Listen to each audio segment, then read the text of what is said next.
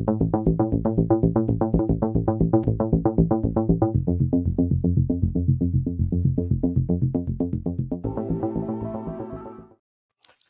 Viewers, दी Anees Farooqui channel देखने का बहुत बहुत शुक्रिया।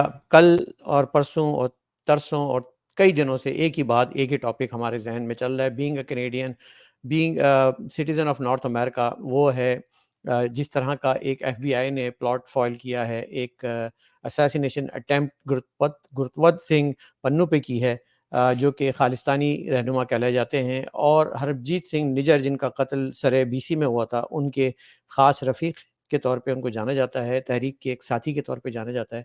इसमें पहले कनाडा ने और फिर बाद में अमेरिका ने इस पे इल्ज़ाम लगाया कि हमें शवाहिद मिले हैं कि भारत के इसमें हाथ है, भारत की खुफिया एजेंसी रॉ का हाथ है। अगर ये ऐसा है और जैसा कि शवाहिद और सारे सबूत बता रहे हैं, भारत से कहाँ गलती हुई है? क्या चैटर चल रहा है इस वक़्त? और ये सब चीज़ें जानने के लिए आज हम हमारे पास एक एक्सपर्ट शख्सियत मौजूद हैं जो कि इस पे बेहतरीन राय दे सकते हैं, और हमारे आप सबके जानने वाले चाहे जाने वाले जनाब साजिद तारड़ साहब मौजूद हैं। अस्सलाम वालेकुम सर। वालेकुम सलाम। थैंक यू अनीस भाई, थैंक यू सो मच। जी सर, तो ये जो पन्नू साहब का कत्ल की मुबैना अटेम्प्ट के बारे में बात आई है, खुल के सामने आई है, इस पे काफ़ी मतलब अटॉर्नी जनरल ने भी बोल दिया है अमेरिकन। आप इसको किस एंगल से देखते हैं? अनीस भाई, मैं इस पे 3-4 किस्म के सिनेरियो बताऊंगा इस वक्त, लेकिन इस सीरियस मैटर। कल एक रीसेंट खबर आई है जिसने और इसको शेकअप किया है मजीद। अच्छा। लेकिन जो इसमें मैं पहले जो इस वक्त लोग जो इस वक्त चैटर चल रही वॉशिंगटन डीसी में कि ये सारा पूरे का पूरा वाकया कैसे है। अच्छा। अच्छा, उसमें एक तो मैं ये बताना चाहूंगा कि इसमें जो I-5 कंट्रीज हैं वो सभी के सभी जो है वो इसमें ऑलमोस्ट इन्वॉल्व है। जो ओके। जो खबरें निकल रही हैं वॉशिंगटन डीसी में कि ये वॉशिंगटन डीसी को पता था इन चीजों का, और वो डायरेक्ट सीधा उन्होंने इंडिया को अप्रोच नहीं किया, अपने एलाइज को इस्तेमाल किया। सबसे पहले उन्होंने जस्टिन ट्रूडो को कहा कि आप इस पे आवाज उठाएं, और इसके पहले शवाहिद मौजूद हैं कि ये सारी इंफॉर्मेशन जो है ट्रूडो साहब को वो भी अमेरिका ने प्रोवाइड की। ठीक तो है। उसमें और अभी तक आपने देखा होगा कि अभी तक जो बाइडेन है उन्होंने कोई इस पे स्टेटमेंट नहीं दी। बल्कि इसको अभी मुझे याद है कि जब G20 में ट्रूडो साहब लैंड करे थे, तो पहले सीधा वो जो बाइडेन के पास गए थे और उन्होंने उनके कान में ये बात डाल दी थी, बिल्कुल वो भी जबकि वो हुई बाइडेन बात। को पहले से मालूम था। बिल्कुल। और उसमें मैं बताना चाहूंगा कि इस पे CIA चीफ हमारे और FBI चीफ जो है भारत का दौरा कर चुके हैं, और वो उनको बता चुके हैं कि ये this is we are concerned. अब दोनों तरफ से ये तो मैंने आपको सिनेरियो इसका एक उसका एंगल मैंने बताया। अब दूसरा उसका एंगल ये बन रहा है कि क्या भारत इस वक्त भारत की इकोनॉमी 7.8% और 7% 2024 में ग्रो कर रही है, अमेरिका की इकोनॉमी से ऑलमोस्ट डबल है, और उसका सबसे बड़ा क्लाइंट कौन है? वो अमेरिका है। क्या इस वक्त दो सिनेरियो है, क्या इस वक्त भारत अफोर्ड कर सकता है to mess up their trade relationship? Election का साल है। जी किया तो ना। जी जी, इलेक्शन का साल है, और इसमें वो क्या करेंगे? एक तो ये है कि अब अमेरिका वो बैकफुट पे होना चाहिए उनको, और दूसरा ये वो इस जगह तक पहुंचे कैसे हैं वो उसमें ये बताना चाहूंगा। कहते हैं जब हुस्न आता है तो नजाकत भी आ जाती है। इकोनॉमी ठीक है उनकी, पॉलिटिकल भी उनको इनसाइड मोदी साहब touching the roof with the popularity, उसमें आके फिर वो ओवर कॉन्फिडेंस होके उन्होंने चीजों को, जिसको कहते हैं ना to play outside of the crease, तो जी। उन्होंने ना सिर्फ पाकिस्तान के ऊपर भी इस तरह के एलिगेशन है कि पाकिस्तान में भी उन्होंने कोऑपरेशन इस तरह का किया है, लाहौर में, सियालकोट में, कराची में, और फिर कनाडा भी उसका विक्टिम बना, और उस फिर इसी ओवर कॉन्फिडेंस का वो अभी जो मुबैना तौर पे जो खबरें आ रही हैं, अब ये जो न्यूयॉर्क का प्लान है नखल गुप्ता का, तो अब एक तो वो इन सारी चीजों से ओवर कॉन्फिडेंट हो चुके थे, और दूसरी साइड पे उन्होंने फायदा उठाया है अमेरिका की वीक फॉरेन पॉलिसी का। वीक फॉरेन पॉलिसी कैसे? फॉल ऑफ काबुल के बाद जो है वो अमेरिका, एक तो ये गारंटी है कि America is going through their own biggest political crisis possible. America is completely divided in left and right, और जो बाइडेन साहब is a president but he doesn't have the popular vote of the entire America. इन सारी चीजों का, और फिर उन्होंने फायदा उठाया यूक्रेन की वार का, उन्होंने फायदा उठाया गाजा की वार का, कि सारी दुनिया अंगेज किसी और साइड पे है तो दे शुड मूव ऑन। तो एक तो ये सिनेरियो है कि उनको ओवर कॉन्फिडेंस जो है उसने खराब किया है। अब उसमें दूसरा दूसरा सिनेरियो ये मैं बताना चाह रहा था कि क्या अंडर गिवन सर्कमस्टांसेस अमेरिका के पास कोई और ऑप्शन मौजूद है भारत के अलावा, बिलखसूस इंडो पैसिफिक में, बिलखसूस ताइवान के हवाले से, और उनके पास भी ऑप्शंस आर वेरी लिमिटेड। तो इस वक्त दोनों साइड्स जो हैं they are playing very safe. जी। ये जो उन्होंने लीगल इसके जो इसको यूज किया है, और पॉलिटिकली प्रेशर जो है वो कम है, लीगल प्रेशर ज्यादा है, ज्यादा। और इस चीज को यूज करके वो बड़े मुहतात तरीके से आगे चल रहे हैं। दूसरा एक जो सिनेरियो यहाँ चैटर चल रहा है वॉशिंगटन डीसी में, कि भारत की इकोनॉमी स्पीड पर थी 7.8%, और American always wanted to keep the check on to their future threats. तो वो ये चाहते थे, और आज भी चाहते होंगे डेफिनेटली, कि अगर भारत हाथों से ना निकले, भारत के ऊपर एक चेक रखा जाए। तो उसमें वो मुझे कामयाब होते नजर आ रहे हैं अपनी स्कीम में जो वो कर रहे हैं, क्योंकि इस वक्त they have done the damage to the repute of India. और उसमें बिलखसूस अभी तक गलती जो मैं जो एक्सपेक्ट कर रहा था अनीस भाई, वो ये था, अफसोस के साथ मैं एक्सपेक्ट कर रहा था कि पाकिस्तान भी इस चीज के अंदर जंप करेगा, क्योंकि भारत ने हमेशा पाकिस्तान के ऊपर स्टेट स्पॉन्सर्ड टेररिस्ट सपोर्ट का उन्होंने एलिगेशन इल्जाम लगाया। लगाए, बिल्कुल बिल्कुल। तो उनको चाहिए था कि वो भी इस अपॉर्चुनिटी से फायदा उठाते, लेकिन अफसोस के साथ है कि हमारे लोग जो हैं वो आपस में ही हमें मुर्शिद, हमें आपसे ही फुर्सत नहीं जी मिली। अनीस भाई, वो दर हकीकत उस हर इंसान इस वक्त पाकिस्तान 25 करोड़ लोगों में थोड़े से लोग छोड़ के सारे करप्शन में बिजी हैं। वो दिहाड़ी लगाने वाला बिजनेस कारोबार है, वो उस पर वो अपने चढ़े हुए हैं। मैं छोटी सी मिसाल दूंगा, हमारे पीएम साहब इस वक्त दुबई घूम रहे हैं कॉप 28 में। हालांकि मुल्क के हालात बदतरीन हैं, इनकी जाने की कोई जरूरत नहीं थी वहां पे, बल्कि मैं जब रिसर्च कर रहा था कॉप 28 पे, वहां पेवेलियन का खर्चा $2 लाख है, पता नहीं वो कहां से इन्होंने लेके दिया है, और वहां से $2 का भी फायदा इनको नहीं है। लोग अब इस वक्त आपसे ऑलमोस्ट आप आइसोलेशन में हैं, दुनिया डरती है आपसे, घबराती है, या आप दहशत गर्दी का उनको डराते हैं, या खैरात मांगते हैं आप उनसे। तो बल्कि ये मेरी अपनी असेसमेंट नहीं है, शहबाज शरीफ साहब ने खुद फरमाया था कि मैं जब कॉलें करता हूं दूसरे मुल्कों के सदूर को, तो वो कॉल तक नहीं उठाते। तो उनको जाने की जरूरत नहीं थी, लेकिन क्या क्या फर्क पड़ता है, जहाज मिला हो गवर्नमेंट का और खर्चे हो, और साथ हमारे फॉरेन मिनिस्टर साहब भी हैं उनके साथ हैं, तो घूम फिर रहे हैं, अपने बड़े बड़े होटलों में रह रहे हैं, क्या फर्क पड़ता है। और आपने देख ली होंगी तस्वीरें कि उनको उनके साथ शेक हैंड भी किसी ने नहीं किया, और आखिरी लाइन में कहीं खड़े हैं झंडे के पीछे किसी के, हमारे काकड़ साहब। और देखा भी जाए तो काकड़ साहब का पोर्टफोलियो जो है, ना तो इलेक्टेड है, ना और सिलेक्टेड भी नहीं है पूरे तरीके से, वो तो घड़े से नाम उनका निकला है, वो चले गए। इनके तो पड़ोसी नहीं जानते कि काकड़ साहब कौन है, तो इनको क्या जरूरत थी जाने की। और मुझे इन पे भी गिला नहीं है, गिला उन पे है जो इनको लेकर आए थे, और जो इनको जहाजों की चाबियां पकड़ा देते हैं। ऑलमोस्ट पूरी दुनिया का चक्कर लगा चुके हैं, और इनका सोल ऑब्जेक्टिव ये था इस केयर टेकर गवर्नमेंट का, इलेक्शंस विद इन 90 डेज। तो इनको भी चाहिए था कि जो एक मौका मिला है इसको कम से कम उछालते। और क्योंकि बलूचिस्तान का अगर हम बात करते हैं, तो बलूचिस्तान में हमेशा ही डोजियर पेश किए जाते हैं कि इसमें भारत का इंडिया का हाथ है, और वो इंडिया मुदाखलत कर रहा है, पैसा लगा रहा है, असला फराहम कर रहा है। और ये शायद इन्होंने कनाडा को और न्यूयॉर्क को और ब्रिटिश कोलंबिया को भी बलूचिस्तान की कोई पहाड़ी समझ लिया था, या ये कि वो इतनी बाज़ होता है ना कि एब्सोल्यूट पावर जो थी मिल गई थी, तो वो एब्सोल्युटली उनको करप्ट हो गए कि बिल्कुल निकल पड़े, और ये 2 असैसिनेशन अटेम्प्ट कर डाली। एक एक मर्डर हो गया, एक असैसिनेशन किया। मेरा सवाल ये पैदा होता है कि इंडिया को इतनी तशवीश क्यों है खालिस्तान के लीडरों को लेकर? क्या क्या लंदन से शुरू होने वाली ये तहरीक अब फैलती जा रही है? ये इसमें परेशानी की नई दिल्ली में परेशानी की लहर दौड़ रही है सरकार में? अनीस भाई, बल्कि मैं यहाँ बताना चाहूंगा कि मैं बिलखसूस सिख जो एक पॉपुलेशन है, मैं I am very close to them. मैं ऑलमोस्ट डेली बेसिस पे my business partner he is more than brother to me, we are together since 35 years. तो आई वॉच देम क्लोजली। मैं कल बल्कि उनसे मजाक कर रहा था कि अब सिख खालिस्तान बनाएंगे तो उस खालिस्तान में रहेगा कौन? सिख तो सारे बाहर हैं, वहां तो इनको अपना घास काटने के लिए भी बंदे कहीं और से लाने पड़ते हैं पंजाब के अंदर।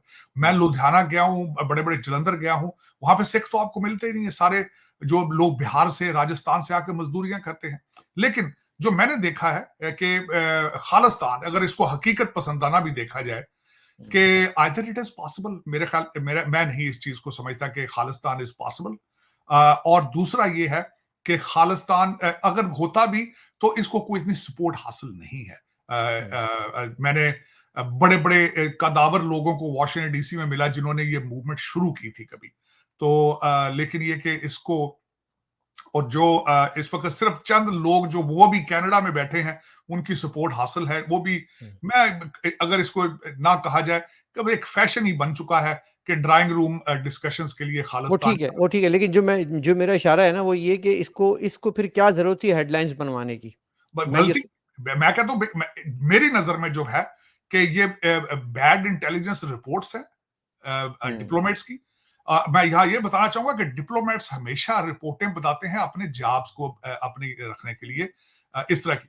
तो वो भी एक उन्होंने, करप्शन की एक लहर है, वो भी बिल्कुल लहर है, उससे उन्होंने एक गलत रिपोर्टिंग की, एक हवा क्रिएट किया, और उसमें आके जो गवर्नमेंट है वो उसमें ट्रैप हुई है उसमें। और अजित दोल जो है वो is very aggressive gentleman matter of fact. और उन्होंने जिस तरह, एक और मैंने जिस तरह बताया कि जब आप ये समझें कि वी आर ग्रोइंग पेन, जिसका एक लफ्ज इस्तेमाल किया जाता है कि we have become larger than reality, और उसमें मैं समझूंगा, मैं खैर मुबालगा राय भी नहीं है, उसकी वजह ये है कि जब चाइना स्लो होता, कहते चाइना स्लोज इंडिया ग्रोज। इस वक्त जो भी बिजनेस चाइना से निकल रहा है कोविड के बाद वो सारा भारत में जा रहा है। और दूसरी सबसे बड़ी सपोर्ट उनको हासिल है कि दुनिया के बड़े बड़े मुल्कों में, सुपर पावर्स में, जो इंडियन डायस्पोरा है वो तालीम याफ्ता है, टेक्नोक्रेट है और पैसे वाले हैं। तो उस पे वो अपने मसल फ्लेक्स किए उन्होंने। मैंने जिस तरह आपको बताया कि जब हुस्न आता है, नजाकत आ जाती है, तो वो यही समझ रहे थे कि वी आर इनविंसिबल। अच्छा, शुरू में तो इग्नोरेंस का एक एटीट्यूड सामने आया कि हमें तो पता ही नहीं, हम तो इन्वॉल्व ही नहीं है, कोई हमारी इसमें हाथ नहीं है। अब आपके इतलात में भी है और मेरे पास भी इंफॉर्मेशन है कि जो रॉ के जितने भी अफसरान बैरून मुल्क होते हैं उनको अब वापस बुला लिया गया, बंद कर दिए गए हैं दफातर। कुछ ऐसी इतला आपके पास भी है? बिल्कुल, कल खबर थी रॉयटर्स की यहाँ पे अमेरिका के अंदर कि कैलिफोर्निया से रा के जो ऑफिसर थे उनको वापस भेज दिया गया, लंदन से भेज दिया गया। और जो मुझे सबसे ज्यादा मैं समझता हूँ तशवीशनाक है, जो कि होना चाहिए, भारत के लिए भी होगा, कि वॉशिंगटन डीसी में जहां डिप्लोमेटिक मिशन के अंदर इनका रा का अपना जो बैठता है, जो कंट्री हेड होता है, उसको भी नहीं आने दिया जा रहा काफी महीनों से। रा का ऑफिस जो है वो शट डाउन है। तो ये भी एक उनके लिए तशवीश है। तो दर हकीकत जो पर्दे के पीछे बड़ी सीरियस चीजें हो रही थी, लोगों को पता नहीं था, लेकिन अब आहिस्ता आहिस्ता जब वो फोल्ड हो रही है, अनफोल्ड हो रही है, तो दुनिया को पता चलता जा रहा है। मैं समझता हूँ डॉक्टर जयशंकर के लिए बहुत बड़ा चैलेंज होगा। और दूसरा, इलेक्शन ये चल रहा है, दे कैन नॉट, भारत के अंदर तो शायद इसका इतना ज्यादा असर ना हो, लेकिन जो बिजनेस कम्युनिटी है इस वक्त भारत की, वो कंसर्न है कि उनका सबसे बड़ा क्लाइंट अमेरिका है, तो वो कंसर्न है उनको। और मैं अब कई जब डाट जोड़ता हूं तो आपने ये नोट किया होगा कि इस वक्त सी पैक बंद है पाकिस्तान में, चाइना का, और आईएमएफ के बहुत जाने आने हैं पाकिस्तान में। और मिडिल ईस्ट वाले भी जो अमेरिका के एलाइज हैं वो भी बड़े लवी डबी हो रहे हैं पाकिस्तान से। तो अब वो डाट सामने नजर आते हैं कि वो पाकिस्तान को भी साथ रखना चाहते हैं कि in case if something happens we have a partner in that region, matter of fact. तो अब वो डार्ट सामने नजर आ रहे हैं, क्योंकि ये this story was cooking since almost 6 months, और मोर देन 6 मंथ्स। जी। अच्छा, ये बताइएगा कि जैसे देखिए कनाडा के 2 शहरी चाइना में रखे गए, किडनैप रखे गए काफ़ी अर्से तक, 2 माइकल्स जो बड़े मशहूर थे। अमेरिका का बड़ा टेंशन रही है चाइना के साथ। मतलब ये ऐसी दुश्मनी है जो कि प्यार ख़त्म भी नहीं होता, दुश्मनी भी चलती है साथ-साथ। अब मुझे लगता है कि इंडिया के साथ अमेरिका को वही लाइन लेके चलनी पड़ेगी कि ट्रेड अपनी जगह, लड़ाई अपनी जगह। जो ज़ाहिर है उसके बगैर तो गुज़ारा है नहीं, क्योंकि दुनिया अब इसी तरह से कोएग्जिस्ट कर रही है। शायद हमले पाकिस्तान ने ये लेसन नहीं सीखा आज तक कि हम इंडिया के साथ दुश्मनी रखते हुए भी ट्रेड रख सकते थे। बिलियंस ऑफ डॉलर का ट्रेड चाइना के साथ, इंडिया का है, चाइना, इंडिया और चाइना के दरमियान है, हमने नहीं रखा। तो ये एक सूरत हाल है जिससे हम सबको लेसन लर्न करने होंगे। मैं समझता हूँ इस पे एजाज चौधरी साहब हैं, यहाँ पे हमारे एम्बेसडर रह चुके हैं, वेरी कॉम्पिटेंट डिप्लोमेट। उन्होंने एक आर्टिकल बड़ा अरसा पहले लिखा था, मैं अब सरप्राइज्ड। उन्होंने कहा था, देखें इंडिया और चाइना हालते जंग में है आपस में, लेकिन उनका ट्रेड देखें चल रहा है। लेकिन हमारा, क्योंकि वी आर गैरिजन स्टेट, हम वो शायद लोग समझते हैं कि इस तरह की मिस्टेक नहीं करेंगे। हमने लोगों को डरा के रहना होता है, वहां पे लोगों को कहना होता है ओए नहीं वो देखो हम ना होंगे तो खत्म हो जाओगे। तो फिर वो उस फिलॉसफी में भारत के साथ ट्रेड शायद उनको सूट नहीं करता। हालांकि पिछली दफा आई वाज सरप्राइज्ड, खान साहब जब अपने ऑफिस में मौजूद थे, इमरान खान साहब, उन्होंने कामर्स ट्रेड मिनिस्ट्री अपने पास रखी थी। तो उन्होंने एक दिन सुबह उठ के तो उन्होंने भारत के साथ ट्रेड के लिए उसकी समरी तैयार करके साइन करके तो पब्लिक कर दी, लेकिन रात को शाम को उन्होंने एज ए वजीर आजम अपनी ही समरी को रिजेक्ट कर दिया, जो कि मैं समझता हूँ कि मेरे लिए बड़ा एक चलिए, आपने आपने खान साहब का ज़िक्र कर ही दिया है। वो इस वक़्त अडियाला में हैं और साइकिल पे वो एक्सरसाइज़ कर रहे हैं। 80 फीट का उनको सहन दिया गया है, उस पे वॉक कर सकते हैं। भुने हुए देसी घी में उनको मटन खिलाया जा रहा है। लेकिन वो चेयरमैन नहीं रहे। जो इंट्रा पार्टी इलेक्शन का आपने आज एक वो देखा स्क्रीन्स पे अपने नज़ारा, उसके बाद जो कॉस्मेटिक्स नज़र आ रहे हैं, उसकी लगता तो बज़ाहिर यही है कि इमरान खान ने एक पॉलिसी ढोलकी बजाई है, लेकिन असल में चेयरमैन इमरान खान खुद ही रहना चाहते हैं। आपका मतलब एक और बुज़दार वाली सूरत-ए-हाल नज़र आ रही है। इसको देखिए, एक तो प्रेस कॉन्फ्रेंस की है एस बाबर साहब ने, वो मैंने सुनी उसको। फिर इनको कहा जा रहा है कि बुजदार प्लस आ चुके हैं। मैं इसको इलेक्शन नहीं कहूंगा, यही बात एस बाबर साहब फरमा रहे हैं कि ये इलेक्शन हुँ, नहीं है। हुँ, और खान साहब वही है जो खुद इन इलेक्शनों के बारे में बड़े बड़े भाषण देते रहे हैं। जी, लेकिन और दूसरा बड़ा इंटरेस्टिंगली एक किसी ने एनालिसिस किया है कि बैरिस्टर घोर साहब कौन है। बैरिस्टर घोर साहब बुनीर से पीपल्स पार्टी के टिकट पे इलेक्शन हार चुके हैं। हुँ, हार इन्होंने लड़ा था और हार चुके थे।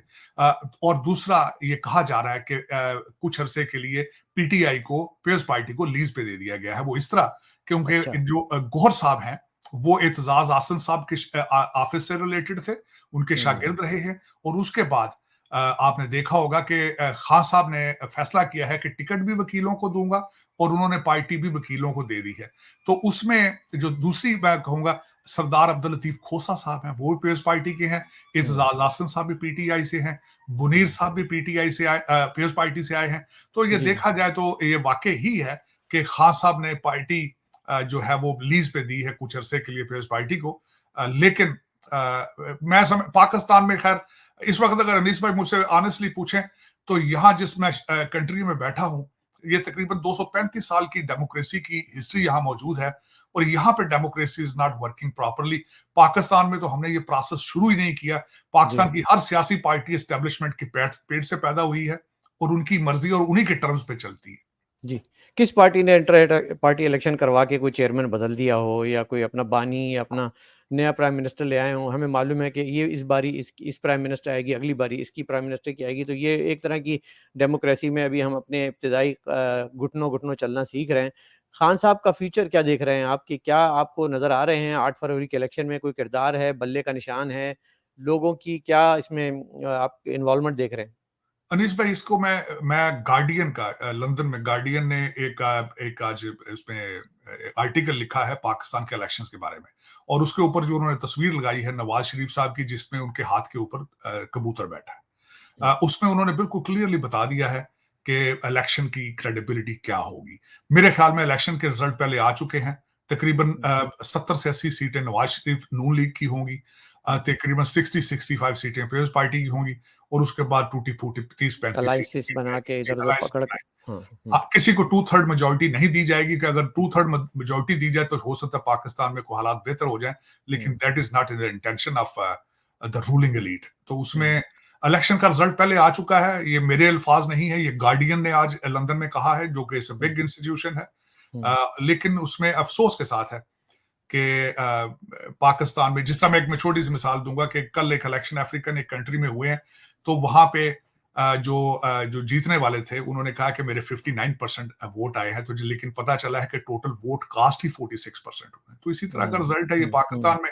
लेकिन कोई इंटेंशन नजर नहीं आती, क्योंकि अभी तक मैंने किसी के मुंह से 3-4 चीजें नहीं सुनी जो मैं सुनना चाहता हूं।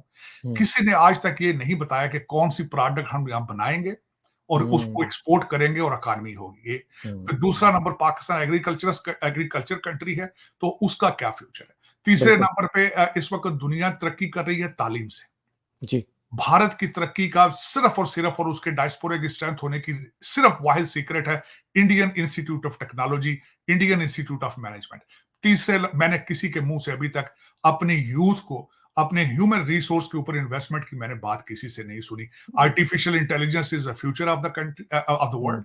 मैंने Yep. किसी के मुंह से बात नहीं सुनी। दुख के साथ कहूंगा कि पाकिस्तान के अंदर एक भी इस वक्त इंग्लिश का चैनल नहीं। जी, बिल्कुल दुरुस्त बात कर रहे हैं, लेकिन अब मैं आपसे ये कंपैरिज़न जानना चाहूँगा कि 2018 का इलेक्शन भी पहले ही अनाउंस हो गया था बिल्कुल। और 2024 का इलेक्शन भी पहले ही आप कह रहे हैं अनाउंस हो गया था। जब हमने देखा है कि जब पीपल्स पार्टी और पीएमएल-एन ने कोई गवर्नमेंट 5 साल चलाई है, थोड़ा बहुत हमारी जीडीपी में बेहतरी आई है, थोड़ा बहुत इकोनॉमी अच्छी हुई है, तो आप क्या नहीं समझते कि कम से कम ये इमरान खान वाले पाकिस्तान से ज़्यादा बेहतर, कुछ बेहतर पाकिस्तान होगा अगर ये सिनेरियो अब बनता है? मेरे ख्याल में बिल्कुल मैं आपकी बात से सेकंड करूंगा। अगर देखा जाए तो जो पिछले सारे जो इस वक्त अगर सारे हर एक का दौर अगर कंपेयर किया जाए तो उसमें जो मेजर प्रोजेक्ट्स पाकिस्तान में हुए हैं वो नून लीग के पीरियड में हुए, इसमें कोई शक नहीं है। मैं इससे एग्री करूंगा। चाहे ट्रेन हो, चाहे वो मोटरवे हो, चाहे कुछ भी हो, वो क्रेडिट लेते हैं कि हमने बिजली का बहरान खत्म किया। ये बिल्कुल आपकी बात ठीक है, लेकिन मेरे ख्याल में अब हमको हमें देखना चाहिए कि हम अपने रीजन में भी बहुत पीछे रहते जा रहे हैं। जी, जी। अब तो अफगानिस्तान वाले भी हमें तंज करते हैं। जी। लेकिन ये कि सोचना होगा 25 करोड़ लोगों को जो बैठे हैं वहां पे। अनीस भाई, जो इस वक्त अगर देखा जाए, मैं इनको कहता हूं ये दुनिया का सबसे बड़ा लेबर कैंप बन चुका है। वो किस तरह कि 5 या 10,000 जो हमारी रूलिंग एलीट है, वो अपनी प्रॉपर्टियों के लिए, खर्चों के लिए टोरंटो, लंदन और दुबई के लिए आईएमएफ का पैसा इस्तेमाल करते हैं, वर्ल्ड बैंक का, सऊदी अरेबिया का, कुवैत का, यूएई का।